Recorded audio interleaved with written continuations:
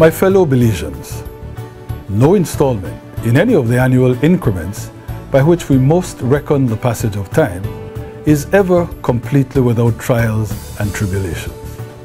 That is why, as human beings, as societies, as nations, we always welcome the new year with expectation and excitement. It is a chance to recover from adversity in the preceding 12 months, to do better and be better. The ageless ritual of ringing out the old and ringing in the new is thus emblematic of the eternal capacity for hope and renewal. And this, in turn, is part of God's legacy to the race, to all thinking, sentient creatures that believe in Him. So while last year was, like all others, not without difficulties, there were small ones. Indeed, given the global situation, given the continuing fiscal debt and unemployment problems of the US, and given the absolute crisis in which Europe continued to be engulfed, economically, our country did well. And a look at the numbers will serve to confirm what, in all the circumstances, is a performance for which we must give thanks. The Statistical Institute of Belize reports that for the first 9 months of the year, our economy grew by 2.7%, as compared to 1.8% for the same period in 2010. Last quarter growth is traditionally most robust, so that we are well on track to exceed the overall 3% GDP increase for 2011 that I had predicted on Independence Day. This is a significant jump and will be almost 1 full percentage point above the 2.4% growth recorded for the previous year. When we look at the particular sectors that are most responsible for this picture of economic advance, the panorama is even more encouraging. Up to September, it was the wholesale and retail trade sector that was one of the leaders, showing a 7.7% increase. And the Coruscant Free Zone alone was responsible for a business rebound of 23% in improved year-on-year sales. Over the 3 quarters, hotels and restaurants grew by 2.1% as a consequence of a 3.3% increase in overnight tourists. And transport and communications went up by 2.5%. Construction was also 7.4% better. But it was fishing that led all comers with a 14.5% hike. And while overall sugar production fell, ratios, quality, and prices improved, so that we are now poised for an outstanding new crop. Finally, inflation remained low at just over 2%. It is on the basis of all this that I can say that we were blessed in 2011. We easily outpaced 2010, and the story is even more remarkable if we go back to 2009. Then, we all remember, was when there was actual contraction, when the fallout from the world recession threatened to swamp us completely. The economic success of 2011 meant that increases in export earnings, including in particular from crude oil, enabled government to consummate a great leap forward in cementing its social agenda. Job-creating infrastructure projects were implemented. Educational and economic second chance opportunities were expanded, and the wind was fully in the sails of our signature home improvement, food pantry, and cash transfer programs. Our democracy was also in fine flower.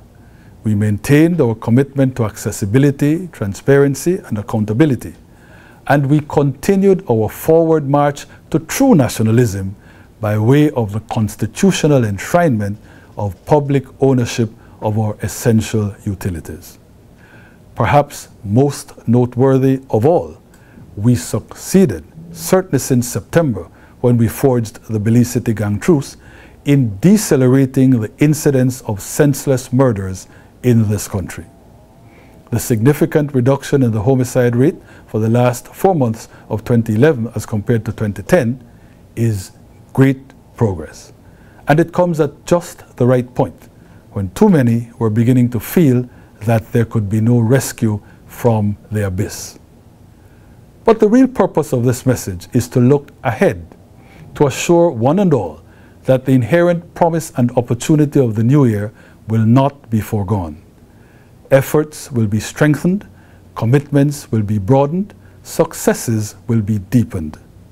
In 2012, as one example, the infrastructure drive and the jobs it brings will scale new heights.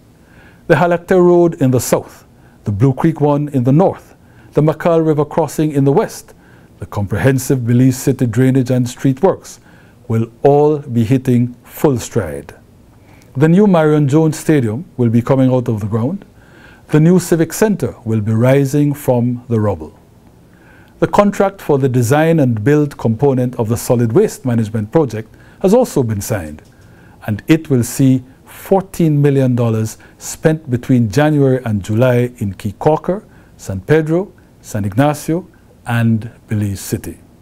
And their delayed rehabilitation and beautification drive for the district towns will now start by April, the World Bank assures us. A countrywide money contribution for working mothers will join the apprenticeship, food subsidy, and boost programs. And the drop-in centers in distressed Belize City neighborhoods will help with community development, social recovery, and violence prevention. Millions of dollars will continue to fund government's home improvement and home repairs across the nation. And every single registered surveyor in this country has now been contracted to work on the subdivision of the 4,709 acres identified by the Ministry of Lands for the allocation of building lots to first-time landowners. Our outreach to the poor and the middle class continues. They, and indeed all Belizeans, will be helped by the lower electricity rates that I promised in September and which are now a certainty. BL, owned at last by government and people, has already accepted, by way of its submissions to the Public Utilities Commission, that rates must come down. And the PUC may well reduce even more what has been proposed by BEL. The final decision will be on January 31st, and the new lower rates should, under the current law, take effect a few months thereafter. But we are a government in a hurry to do good things, and the ease to the consumer, the ease in the cost of living, the ease to business and industry and agriculture cannot wait. Thus, government will amend the law to implement from the very next day, February 1st, 2012, this historic decrease in what Belizeans pay for electricity. But there is more that we offer by way of festal cheer. Unlike 2012, our vision of uplift and opportunity and egalitarianism is not newborn, but the underlining of fresh beginnings that always takes place on January 1st provides a proper opportunity for us to reassert our creed that this government's flame of social justice will never dim, that it will burn even brighter in the next 12 months. And our preoccupation with those at the margins, with those of fixed incomes, low incomes, and no incomes, has caused us to hit on yet another idea for New Year relief and assistance. Accordingly, I announce today that government will purchase all mortgages of $50,000 and under owned by the Belize Social Security Board. These number 780 and have a total aggregate value of $17 million. Government will thereafter write off these mortgages, forgiving the householders all of their loan obligations and putting that money at their disposal to spend on the economy and generate more activity. The notion of helping not just individuals but businesses in this way brings me to the last point I wish to make. In all that we do, government cannot forget the private sector. There is need for an equal partnership, and we made the right start late in 2011. This must be consolidated in the year ahead. Government is therefore, among other things, appointing a business development facilitator in the office of the Prime Minister to help oversee the new relationship. I close by referring once again to the rebirth of optimism that is the special province of New Year celebrations. All across the globe, this is an occasion for the rekindling of inspiration. It is the annual restart of the quest for human progress, of the alchemist mission to turn even brass into gold. In the case of Belize, our resolution is to rededicate and reconsecrate the crusade by which we build a shining, fair and just country, one that will be the envy of and model for the region and the world. Happy New Year, everyone, and God bless Belize.